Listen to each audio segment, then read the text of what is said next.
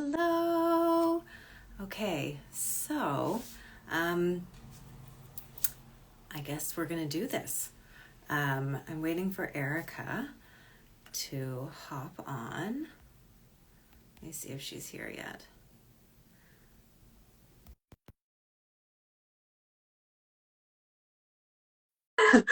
All right. So let me see. Is she here? Oh, she's there. There. Aha! We did it. We did. I'm proud of us. Yeah. Just so everyone knows, we don't know what we're doing. We don't. So, hi everyone. Hi everybody. We shared a lot of text messages of how to go Instagram live. Yeah. Hey Lachlan, do you want to come say hi to everybody?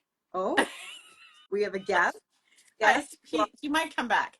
Liam most likely, but let me shut the door in case my 7-year-old yells from the bathroom. Just a minute. There he is. Yeah. Okay, I'm back. Okay, so you couldn't watch the episode, could you? Because it hasn't aired yet. I couldn't. I didn't have it. I should have texted you to see it. I saw lots of pictures of it, and I love all the screen captures and our faces Oh, as Fiona. we looked at each other. Hello, ladies. Hello. Oh, look at. Oh, yeah. We have to chat with everybody. We don't have to chat with anybody. I mean, we can chat with people. We can chat with each other. I'm always looking for the rule that I need to follow, Kristin. I love rules too, Erica. Give me parameters. I feel more comfortable. Okay, so what do we want to talk about? Tell me, because this character was really fascinating. It was. And I think that I mean, listen, neither of us have seen the episode, so we don't know how it's cut together or anything like that. No. But her intensity around like maintaining a relationship wherein this man clearly didn't want to be with her. Yes. Was a lot. No. Yeah. You know what? I did. I found that I was talking to somebody about this earlier today. In this show we use a very extreme example, but there are so many people that look back on relationships and go, I wanted to be in that space so bad. I wanted that picture to be my life. I had decided that this is what success means. Yeah. And I put up with so much stuff, or I believe the most like ridiculous lies or whatever. I was almost delusional. Why? Because I wanted my life to look like this thing. And I think for this character, somewhere along the way, she painted a picture for herself as a little girl. I don't know if she was brought up to think that everything needed to be perfect, or that she had to have the perfect house or the perfect this or that. That she needed everything had to be perfect. Yes. Yeah. Everything had to, and that was quite fun. Because it also like whenever you're playing a character, I don't know about you, but like I start to see certain little things in my life that I either do or don't do like them. Right. So like I like, oh, okay, I have a version of this level of OCD when I'm stressed out. I've caught myself staring at the stove going, is it off? It's off. I'm sure it's off. It's off. Walk away, Arca. It's off. And I can always tell that it's like, what's going on in my life right now? Oh, I'm trying to control something. So you just take that, and that's what this woman was, only it was kind of on steroids, and it was very dramatic, and she was clinging to this person that had to love her. Yes. And it was actually quite sad. So sad. I mean, I felt that intensity in relationships that just where it isn't working. And I just want someone to love me so badly. It's such a scary place to be in. Kind of go, you'll tell yourself all sorts of lies. You'll be like, well, that's just the way it is right now. That's how it is for everybody. This feeling of being in this space, whatever it is, whether it's like, oh, he has to work all the time, or love just looks like this, and you start to tell yourself all of these things, and then at some point, you kind of will wake up and go, well, if it's like this, it certainly isn't making either of us happy. So why are we doing it? Yeah. But she didn't really wake up to that. No, right? All of it, she didn't wake up. No. And I still wonder, even at the end, like where I was at when I was like walking away and they were taking me away, at the end of it. And I'm just thinking, I don't know if I really fully decided whether she thought, well, if I just tried more, maybe he would love me, or where did I miss the fact that he's doing all these major things that are of betrayal. But I don't judge her, because in my own way, in my own life, in similar way, like, it's not as extreme. No, but I've exactly. done the same thing in order to kind of keep the narrative of this is the way I want my life to be. Yeah. You know. And I guess that's the thing that, art or television or anything, storytelling helps us do. Take something kind of to an extreme far enough that you Mm-hmm. can have enough distance, but you can see parallel. You can see where your own life resides, which Yeah. is what's great about like shows like Smallville too. Which, by the way, did you know that it's the anniversary of, I don't know, the 23rd anniversary of the first episode airing No today? way. I love how people keep me informed. Yeah, well, kept me informed. So Yeah. I was Yeah. something from this book because, well, listen, this is my book reading hour apparently, and So I decided to sit in front of my books, and then I might get ideas. I didn't sit in front of my library, Well, it was unfortunately. either I have such a small space, so I didn't want to sit pointing at my bed. I thought Right, better to just like have a little background. that's nice. It looks nice. Thank Okay, you. so from and how do I say her name? I don't know. I Whatever. don't know. Anyway, she's very famous, as we know. But it's in a series of essays called "In Favor of the Sensitive Man" and other essays. Ooh, And this little excerpt, and I thought it was related to a degree, and we could talk about it a little bit. sure. But it's called "On Truth and Reality." She's talking a little bit about uh, art and about truth in art. But there's this thing. Mm. Someone asked me the other day, "Are we ever going to reach a time we need therapy?" I answered, not until we cease to be in trouble for a lack of a center." Dr. Rank talked about this and mentioned that guilt accompanies every act of will, creative will, or the assertion of our personal will. He knew the extent of our guilt. The artist knows it. Mm. It was proved very often in the history of artists' lives. They often expressed the need to justify their work, to justify their concentration and even their obsession with it. Now, in the woman, this problem is far deeper because the guilt which afflicts woman is deeper than man's. Man is expected to achieve. He is expected to become the finest doctor, the finest lawyer, the finest teacher, etc. Mhm. Whatever he does is expected of him by society, and he is delivered of guilt when when he produces. Mhm. But woman was trained to give first place to her personal commitments, home and children and husband or family. She was encumbered with duties which absorbed all her energies, and the very concept of love was united to the concept of care and nurturing, whether physical or symbolic. When she reduced the hours of devotion and gave her energies to other interests, she felt a double guilt. She was made aware that she was a failing in her personal responsibilities, and her other achievements were severely undervalued by the culture. So the guilt is much deeper in women and becomes, in many cases, the roots of her neurosis or even pathology. What? Interesting, no? Oh, yeah. I had a lot of reactions to that inside. Yeah. I mean, so listen, she wrote this in what? Is this the, yeah, so 70s. Look, so Wow. it's a different time we're talking about, Yeah. and obviously changed.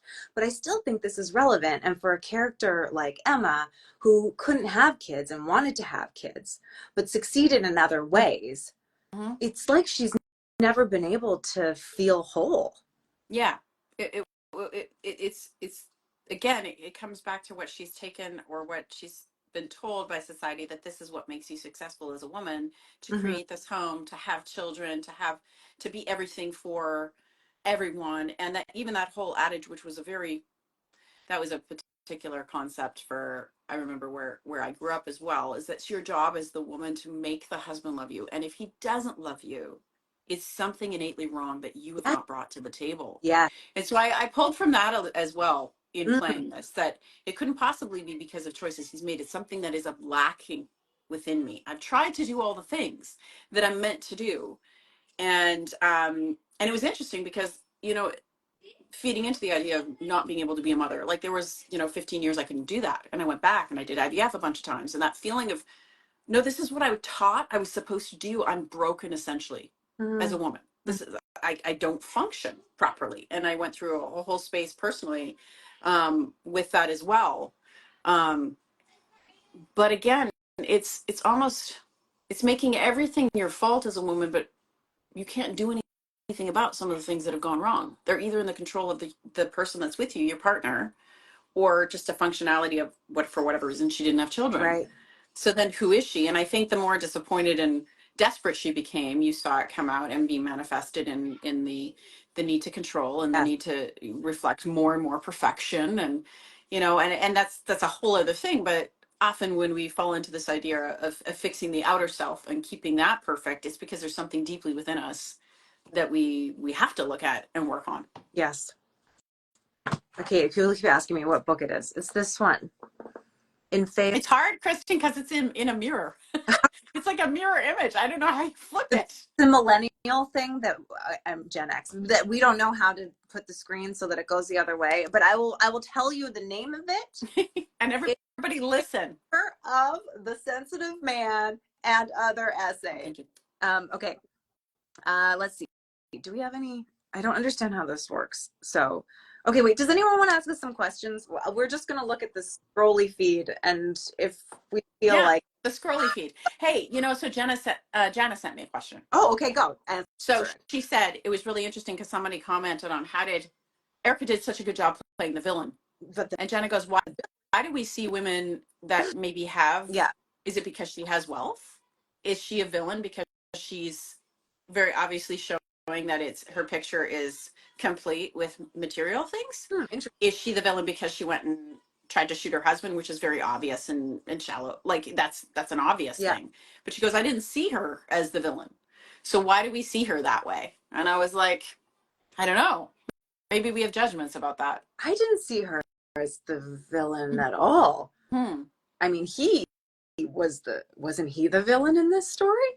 If there was a villain, I mean, didn't he and his girlfriend end up killing the guy? Yeah. Like, aren't they the villains? So yeah, so I don't know. I think it's because I didn't play. I'm wondering if people want to see me in a position where I don't do the perfect thing. Like it's not the perfect choice to be vengeful, to try to shoot someone, to live in a state of anger or bitterness or something like that. They want her to like rise above it or make the better character choice, you know, to show that hey, you're tougher than that. Right. Maybe it's weak. I'm not sure. So I was asked that, and I do think that people tend to judge very harshly. I happen to live in an area that's or close adjacent to an area that is very like the rich people. Yes. And even I have a bit of a chip on my shoulder being from Alberta. I've got a thing like, well, I'm like, well, whatever they're seeking is just not valuable or whatever. Like I have that process, that thing that goes through my head. And I can tell I'm judgy about it because it's not a conscious thing necessarily. It's I meet them and I go, oh, I didn't think they'd be nice. Yes. Yeah. Right. Right. Because I'm like, you have the house, you have this, you have all of these other things, and you forget to see their humanity. Right. You know, and you start to see, oh, they only care about this thing, and then you don't have the same level of compassion for what it would still be like to try to keep everything together, or to have a husband that betrays you, or whatever. Yeah. You know? Like I guess she's complicated in that. I felt that, you know, when I was doing that meal, that dinner with you guys, we were at the meal. Yes. I felt super judged by the characters of the girls in that town. Right. They were a little judgy. Yeah. But no, it was not the richness, it's her disconnect. Do you think so? Because I thought it was because she was like, yeah, kind of rich, and so then they were like, we don't like you. Did you mean characters within the scene itself? Yes, like the characters, not obviously the actresses. We had a great time. No. But I could feel the energy of the way the scene was constructed was to kind of like put her on this outside of this group, that it's like almost like condescending in a way. Like, this girl doesn't know that what she's seeking is the wrong thing, and if she was seeking the right thing. Yeah, I totally saw it as like her disconnection, like her focus on like her and I guess this is what happens when you have a certain amount of wealth. True. Right? Like unless you work really hard to have a sense of, I don't even think, even if you work hard, I don't know if you can ever maintain a like connection with what it's like to not have money, but focused on things that weren't, because she was trying to keep up this facade. She was about the things that felt like her vacations and the whatever, like the deflection away from kind of being just present with people. Mm-hmm. And that's what I felt the judgments were around. But it was weird. Like I actually felt myself feeling like, quit judging me. And so because you're judging Yes, me, that's I'm going to put you down in your little business or your stupid little theater. Like I was yeah, really starting to feel like a little bit annoyed, yeah, good. That's good. which is the whole point, I suppose. Pardon? It's fun. That's what's fun about acting is like I these know that's true. in it, and it just like becomes so. I did notice people are like, "What? Like these are major spoilers." I'm like, "Oh yes, sorry, Sorry. we have higher episode." Well, they watched it yesterday, right? Well, Or is it America partially supposed to be for today's is too? airing tonight. Well, okay. It's not a spoiler that I ate dinner with your No, character. but we did spoil other things too. Please. It's true. Oh, well, come on. Our audiences are very savvy now. Oh, wait, what did What what happened? did you Oh, what did you like about the role, Erica? what did I like about the role? Hmm? Yeah, I just asked. I think Olivia asked. The scroll happened so fast. I don't know what to do with it.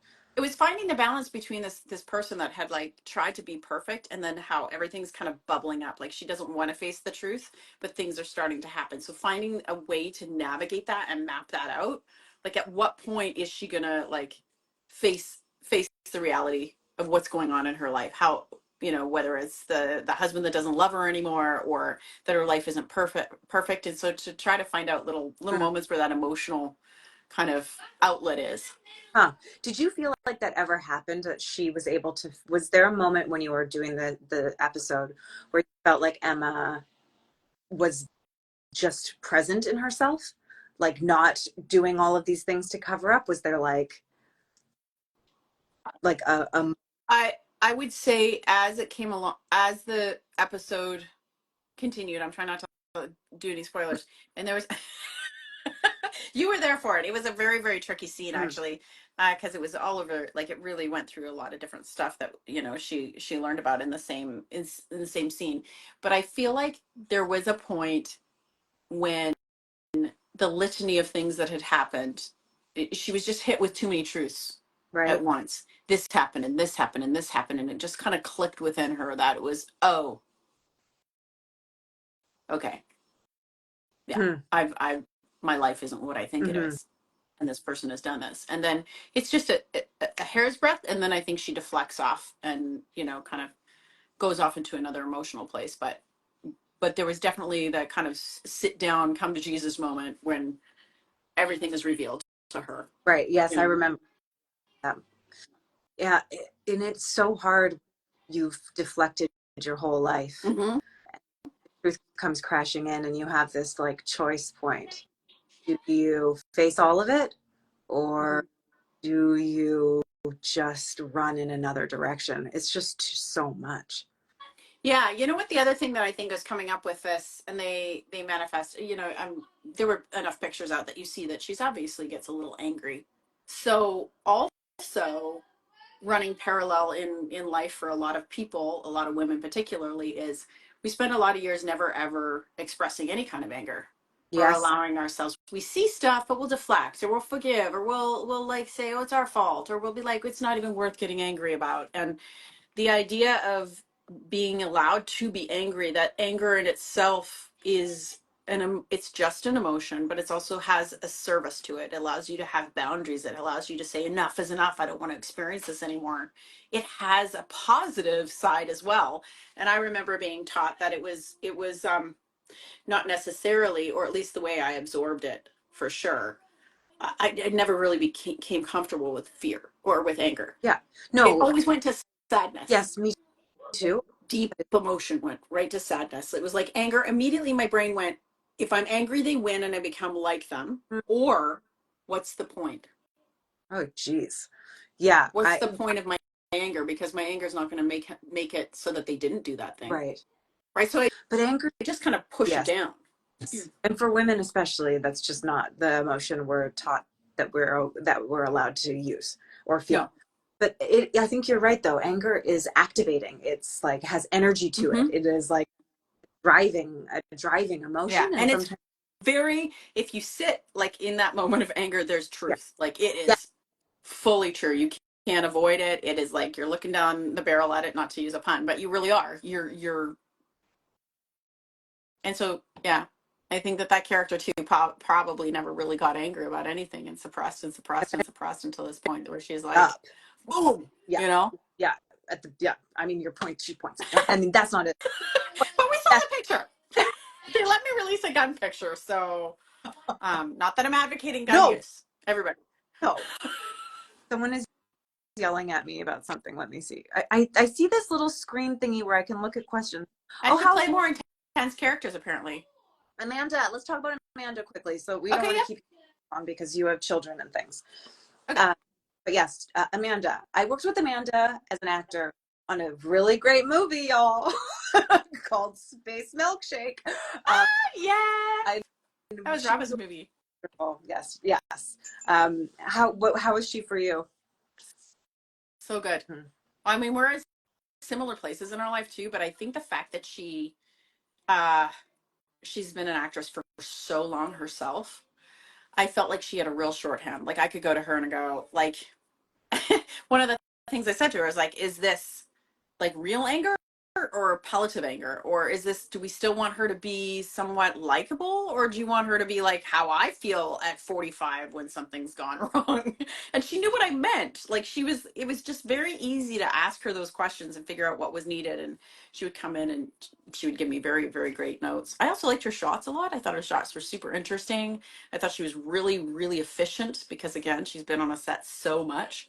Mm-hmm. But her ability to empathize with what you needed at the Yeah, time is rare. that way, and she was really good with a lot of the action stuff. The next episode is a little bit more of an actiony episode, and I thought that Yeah, she did a really she's yeah, skilled. And I think that this episode is kind of a turning point in the season. I mean, again, I've only seen the first episode, but this feels like a turning point in the season where the episode kind of we click something a little bit more, and they're just like more like laser focused episodes, which is great. Okay, let me see if there's any more. I know. Go into I love you. You guys should do. Are you guys gonna go to Metropolis? Hi, girls. Superman. What else do you have? I've got Lots of hearts and positive things. How's school going, Kristin? I'm done school for now. Um, but considering doing more school, I'm I trying know you can do it to. forever. Yeah, it's true. There are That's quite exciting, actually. I know. I keep going. oh, people More people. More people. they'll see Emma again in town. Listen, it's possible. Listen. Listen. Just do you know what? Maybe it's Emma run amok. You can just see me down an alley Oh somewhere. God. Just be like, Oh Emma, is that you? Just complete breakdown. yes. Um, it was so fun to work with you. Oh my God. Oh good. Yes, it was really really Do you wonderful. remember when we were doing a scene where, well, is that going to be You spoiler? I just remember something late at night and we had a laugh about it. okay? What? Say? Go ahead. Sorry. We had a scene where we shot late at night and we were laughing about it because we hadn't done any late Fridays Oh right. for like 20 years or whatever. And we were like just kind of tired and giddy, but we were so happy because we were comparing it to Smallville and we were like, but we're in a car. We're Yes. fully clothed. Yes.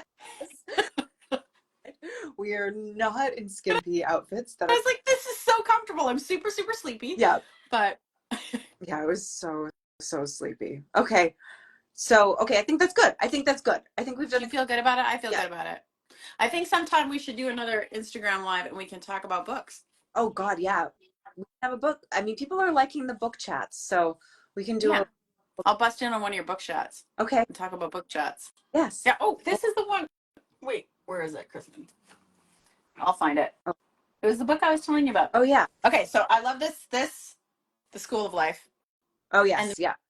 right now, this is just a bunch of essays, and it's why you will marry the wrong person. No, I'm not dark or pessimistic. I'm just curious.